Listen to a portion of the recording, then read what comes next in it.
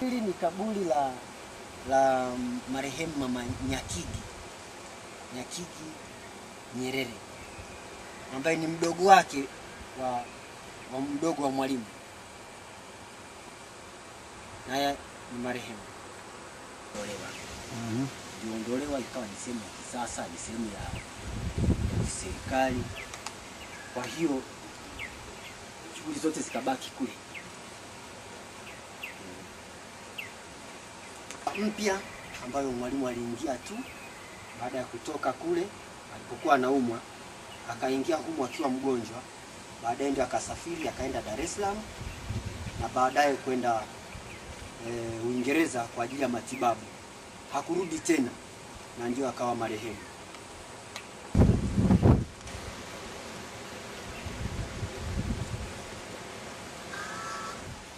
Huyu ni Chifu Nyerere Burito.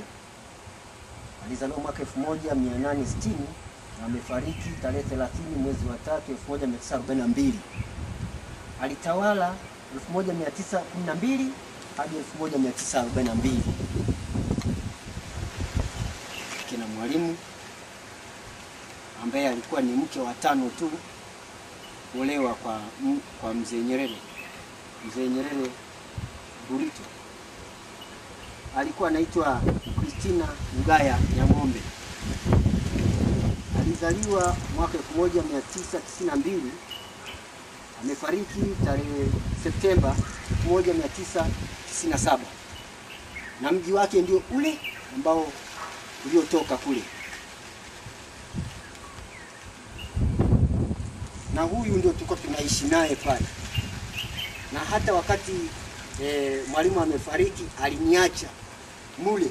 Kuna ngazi inapanda, kuna sehemu moja ambayo mwenge ulikuwa ukija baada ya kuwa unazunguka Tanzania nzima. Sasa walikuwa wanawasha tena pale, baadaye unakesha. Kwa hiyo ule mwenge ulikuwa na uwezo wa kuondoka, unaendelea na safari, alafu pale palikuwa panaendelea kuwaka moto.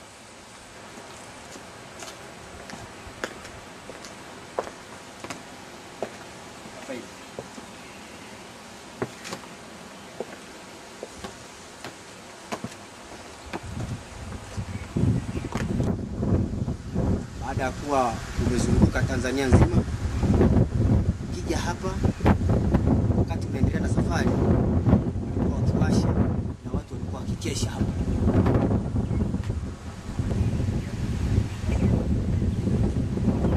Na sanamu hii unayoiona hapa kihistoria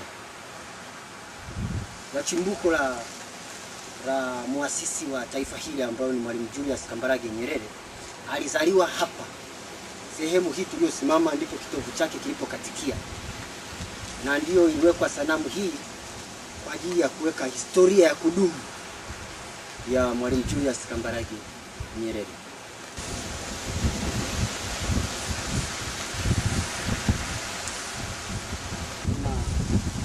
Kuna nyumba hii, nyumba ni kaburi alimozikwa marehemu baba wa taifa Julius Kambarage Nyerere, ambaye siku chache tu baada ya kutoka alifungwa na mauti akafariki dunia. Kwa hiyo alizikwa katika kaburi hili.